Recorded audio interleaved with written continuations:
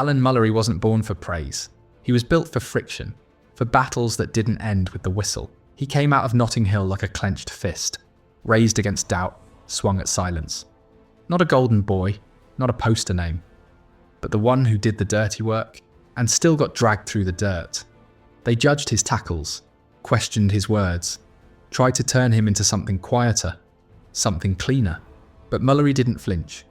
He held the line when others vanished. He took the armband when others said no. He faced down boos, snubs and dressing room mutiny. Without ever asking for applause, England gave him first that came with fire. Clubs moved him like a number. Fans debated his worth like he hadn't bled for every inch. He remembered it all. The loyalty that got traded. The manager who froze him out. The teammates who hid their knives in compliments. And the games, the real ones, weren't always on the pitch. Now the names return, not in bitterness, but in brutal memory. Because Mullery never forgot who clashed with him, who tested him, and who left scars he wore like armour. Subscribe now, because we speak for the ones who weren't easy to love, but impossible to erase. He was never handed a thing. Alan Mullery earned every yard. Fulham's youngest general. First to break through, last to give up the armband. Spurs saw what Fulham built and paid a record fee to steal his heart. By 64, Mullery was Tottenham's anchor, and soon their captain. He never played for the cameras, he played for teammates. And sometimes just to prove he still could. He married June, raised Samantha and Neil. Kept his home quiet while the game stayed loud. Trophies came, FA Cup, League Cup, Europe. But medals never softened the matches, or changed what the critics saw. A fighter, a risk, a man they could not quite trust. England called. He answered, but every game, every cap, he felt the doubt breathing down his neck. And in 1968, with the world watching, all those doubts came home to Florence. Florence, 1968. The heat wasn't just in the sun, it was in the tackles, it was in the eyes. England versus Yugoslavia, European Championship semi-final, a war dressed as football. Alan Mullery wasn't there to play nice. He never did, but what happened that day would mark him for life. The ball was long gone. Dobrivoj Trivic kicked him, off the ball, off the rules. Mullery didn't think. He reacted. He turned and stamped. Hard. Straight between the legs. I kicked him in the balls, he admitted later without pride. Just memory. The referee's whistle wasn't delayed. It was instant. The red card came like a guillotine. Alan Mullery. First man in England history to be sent off in an international. A record he never asked for. A stain the tabloids wouldn't let him clean. They didn't print Trivic's foul. They printed headlines. Shame in Florence. Mullery's madness. The nation turned. Even some teammates looked away. He'd crossed a line, but only because someone else crossed it first. For years it followed him. That red card wasn't in his pocket. It was in his handshake. In his interviews. In the eyes of strangers who'd never watched the match, but remembered the shame. The red card never left me, he said decades later, because some moments don't end when the final whistle blows. They echo. They were never meant to coexist. Not in the same stadium, not in the same city, not on the same patch of English earth. Alan Mullery wore the Spurs badge like a shield. Peter Storey wore the Arsenal one like a weapon. This wasn't football. This was war, waged every time they locked eyes. Mullery played with fire in his chest. Storey played like fire was something to extinguish. He didn't tackle, he hunted. And Mullery, he never ran. Storey once said, "Get in early, hurt them early, let them remember you." Mullery remembered. Every boot mark, every elbow, every cold look before the whistle blew. The 1971 decider, White Hart Lane. Arsenal chasing the title, Spurs chasing pride, but Mullery wasn't chasing anything. He was standing, holding the line. Even as Storey kicked, scratched, spat through the silence. Even as the blood ran down his socks. Because Mullery knew. This wasn't just about points. This was about presence.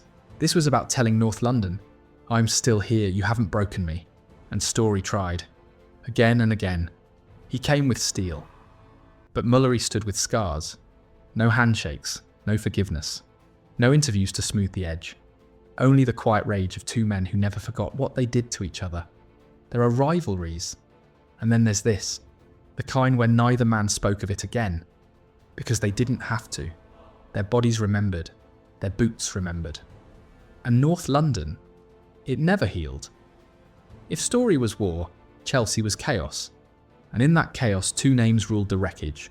Ron Chopper Harris, Peter Osgood. One cracked bones. The other broke hearts. Both came for Mullery like lions in a cage. Spurs versus Chelsea wasn't a match. It was a sentence, a punishment. And Mullery, he never dodged it. Harris didn't shake hands, he shook you down. He stared across the pitch like he'd already buried you. And Osgood. Osgood danced through defenders like he didn't feel the mud beneath him. Grace and teeth. Beauty with a blade. November 1970. Stamford Bridge. It rained the kind of rain that doesn't wash sins, just makes them stick harder. Harris came in studs first. Mullery rose from the ground like it never happened. He got the armband that day. He got the bruises too. But he also got the last word. Match winner. Captain. Survivor. He didn't hug anyone, didn't swap shirts, because there was no love here. No respect either. Only memory. Only scars. Years later, Harris said, "If you didn't like it, you shouldn't have been out there." But Mullery was out there and he didn't flinch. They tried to silence him with violence. But you can't shut up a man who's already swallowed the war.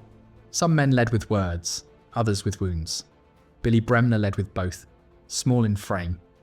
But when he stepped into a tackle, he was all Scotland, all fire, all defiance. And when Mullery met him, no handshake, just a warning. Leeds versus Spurs in the late 60s wasn't football, it was a declaration. Every blade of grass carried old grudges. Every whistle delayed a punch. Bremner ran that battlefield like a captain born in war. Short passes, sharp elbows, tactics and tempers. And Mullery, he was the only one who never backed off. They clashed in tackles. They clashed in stares. No words. Just cold steel between them.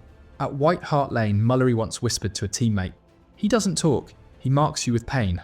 And at Elland Road, Bremner left a bruise that never faded. There was no friendship, no mutual respect speeches. Just survival. And even that wasn't guaranteed. Two captains. Two codes. One war that never ended. When fans recall those matches, they don't remember goals. They remember collisions. Blood wiped on sleeves. And the leaders who walked off last still staring at each other. They were never meant to be friends. Because some rivalries are carved too deep to ever heal. It wasn't a player this time. It was a manager. And for Mullery, that made it personal. He knew Terry Venables, played with him, laughed with him, trusted him. But 1976 shattered all of that. It was the FA Cup, third round. Brighton against Crystal Palace, two lower league sides clawing for respect. Stamford Bridge, cold night, packed crowd. And at the centre of it, Venables and Mullery, facing off like two generals from the same war now commanding enemy armies. The match was chaos. And then came the penalty. Brighton thought they'd equalised. The ball went in. The players celebrated. But the referee blew his whistle. Retake. He claimed players had encroached. Mullery saw red. Not the card, but the injustice. Palace fans roared with laughter. Coins rained down on him. He picked them up, held them in the air, and spat fire through gritted teeth. "That's all you're worth, Palace. Pennies." It was supposed to be heat of the moment rage, but it stuck. The words echoed through South London. They printed it in every paper. They clipped it into every headline. And from that night on, the rivalry wasn't just Palace-Brighton. It was Mullery versus Venables, former allies, now enemies. Venables stood calm, smug. He didn't react. He didn't respond. He didn't have to. He won. Mullery got fined, humiliated, crucified in the press. But he never let go. He carried it. Every coin, every whistle, every grin from Venables, like shrapnel under his shirt. Years passed, but the fire didn't. Every time Palace met Brighton, it was war. Not because of goals, not because of points, but because of that night. And the man Mullery could never shake. No handshake. No closure. Just two names bound by cold betrayal. They thought he'd ride off with medals. But football doesn't give pensions. It gives you pain, and then it gives you silence. 1971, a pelvic injury. Deep, severe. Not the kind you tape up. The kind that sits in your bones and drains who you were. He played on borrowed time. Every match after was pain management. Every movement reminded him, this game takes more than it gives back. Then came retirement. And with it, the fall. No parades, no big farewell. Just a quiet descent into something darker. There were rumours in the papers that Alan Mullery, England's warrior, Tottenham's leader, was now skint, broke. That he'd mismanaged his money. That he'd said yes to the wrong people. That the only thing he had left was his name. He never confirmed it, but he didn't deny it either, because the truth was more painful than gossip. He had lost control, and depression followed. Not the cinematic kind, the kind that sits with you at breakfast, the kind that makes you dread the quiet hours. No applause, no team, no water lead. He nearly vanished, but one thing held. June. His wife since 1962. She didn't marry the footballer. She married the fighter. When the money faded, she stayed. When the pride cracked, she listened. Samantha and Neil, their kids, watched their father battle something bigger than any Chelsea tackle. A life without the roar of the crowd. There were no scandals, no disgrace, just a slow, brutal erosion of identity. Until he found something else. Faith, community, media work that gave him a voice again. He spoke not as a legend, but as a man who knew what it meant to fall and still get up. The warrior was never soft, but now he was quietly undefeated. They gave him medals, but never mercy. They clapped for the wins, you guffaw, but whispered at the man. Alan Mullery didn't just play, he delivered. When they built statues, his name was left for the footnotes. When pundits named legends, he was just the tough one. But in Brighton, his name still means belief. The manager who brought the dream alive. In North London, they remember the boots soaked in rain, the tackles that changed games, the headers that meant trophies. The goal at Molineux that brought the cup home, the huddle before every war. He was never the poster boy. He was the steel behind the scenes, the voice in the shadows, the captain who never posed, but never stepped away. For England, he wore the red card and the armband. He never hid from history. He took blame, then pride, and never let the badge touch the ground. Yes, they judged him. Yes, they left him to the quiet in retirement. Yes, they sometimes let the legacy fade, but legacy doesn't die in silence. Today, the real fans still tell his story. They remember the man who didn't flinch, didn't bend, and didn't beg for applause. They tell their sons and daughters, that was Mullery, that was leadership. And as of now, at 84, he walks, he remembers, and the true game remembers him. Here we name him properly. Not as a footnote, not as a stat, but as a standard.